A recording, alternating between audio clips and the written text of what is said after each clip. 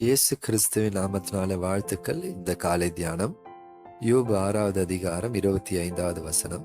செம்மையான வார்த்தைகளில் எவ்வளவு வல்லமை உண்டு, உங்கள் கடிந்து கொள்ளுதலினால் காரியம் என்ன? யோபு தேவனால சாட்சி பெற்ற மனுஷன், உத்தமன், சன்மார்க்கன், தேவனுக்கு பயந்து பொல்லாப்புக்கு விலகுகிறவன் என்று தேவனே சாட்சி கொடுத்துட்டார். அப்படிப்பட்ட ஒரு மனுஷன். ஆனா பாருங்க, இங்க அவன் வாழ்க்கையில அவன் எந்த தவறும் செய்யல. தவறு செய்யாம எல்லாவற்றையும் இழந்து, தன்னுடைய பிள்ளைகளை, தன்னுடைய சொத்தை இழந்து நிர்கதியாய் நிற்கிற சூழ்நிலை. அப்படிப்பட்ட சூழ்நிலை அவனுடைய நண்பர்கள் அவனை விசாரிக்கும்படி வராங்க. இப்போ அவன் எதிர்பார்க்கிறது என்ன அப்படின்னா, ஆறுதலான சில வார்த்தைகள். ஆனா அவங்க மாறாங்க. என்ன செய்யறாங்க அப்படின்னா, யோபுவை கேள்வி கேட்கிறாங்க. அப்பா, நீ தேவனை பார்க்கலும் நீ நீதிமானா? நீ தப்பு செய்யாமையே ஆண்டவர் உன்னை தண்டிச்சிட்டாரு. அதனாலதான் தேவனே சொல்றாரு, நீங்க இந்த ஆசனாகிய யோபுவை போல நீங்க நிதானிக்கல, வீண் வார்த்தையினால நீங்க அலப்பிட்டீங்க.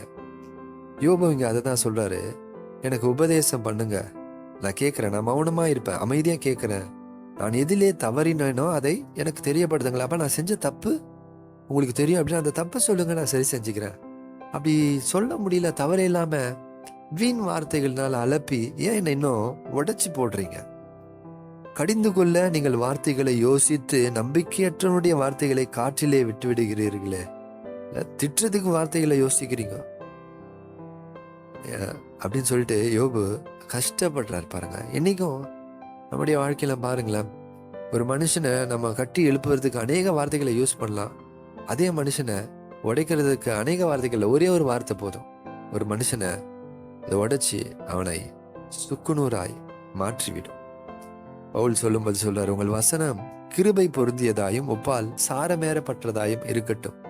பேசும்பொழுது கொஞ்சம் கிரேஸ்ஃபுல்லா, கொஞ்சம் அமைதியா அவங்களுக்கு எப்படி சொல்லலாம் என்று சொல்லி ஆவியின் பலத்தோட ஆவியானவர்கிட்ட நிதானித்து சொல்லலாமே. பாருங்க, தாவீது விபச்சார பாவத்தை செஞ்சிருக்கிறான். அவனுக்கு பதில் சொல்லுகிற தீர்க்கதரிசி நாத்தான் ஒரு கதையை சொல்லி அந்த காரியத்தை அவனுக்கு புரியும்படி எடுத்துரைக்கிறத நம்ம பார்க்க முடியும். அந்த ஞானத்தை ஆவியானவர் கொடுப்பாரு. அப்படி ஒருத்தவங்க குற்றம் என்ன செஞ்சிருக்கிறாங்க, தவறு என்னன்னே தெரியாம சில நேரத்துல நம்ம என்ன செய்வோம் அப்படின்னா, நாமளே எதையோ யூகித்து கொண்டு நீங்க தப்பு செய்யாமல ஆண்டவர் உங்களை தண்டிக்கிறாரு, அப்ப தெரியாதுல்ல. இப்ப நமக்கு தெரியலன்னா நம்ம அமைதியா இருப்பது தானே நல்லது. ஏன் அப்படின்னா, ஆண்டவர் நம்மளை எதற்காக வச்சிருக்கிறாரு? ஜீவனும் மரணம் நாவின் அதிகாரத்துல இருக்குதுன்னு சொல்றாரு. நம்ம வார்த்தையை பேசும்பொழுது விசேஷமாய் கிறிஸ்தவ பிள்ளைகள் அது மற்றவங்களை கட்டி எழுப்பணும், அவங்கள உடைச்சி போடக்கூடாது. பவுல் எபேசியர்ல சொல்றாரு, பிரயோஜனமுள்ள வார்த்தைகளை தேவையானா பேசுங்க, இல்லைன்னா அமைதியா இருப்பது நல்லது. சில காரியங்களை ஜெபத்துல வைப்பது நல்லது.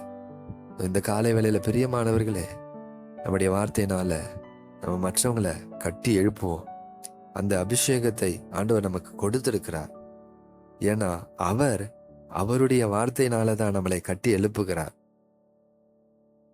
அப்கோர்ஸ் கடிந்து கொள்ளுதல் உண்டு, ஆனா கடிந்து கொள்ளுதலே வாழ்க்கை அல்ல. அநேக நேரத்தில் அவர் நம்மை உற்சாகப்படுத்துகிறார். அதே போல நாமும் நம்முடைய வார்த்தைகளினால இந்த காலை வேளையில மற்றவர்களை உற்சாகப்படுத்துவோம், அவர்களை கட்டி எழுப்புவோம். கர்த்தர் நம்மை ஆசீர்வதிப்பாரா. ஆமென்.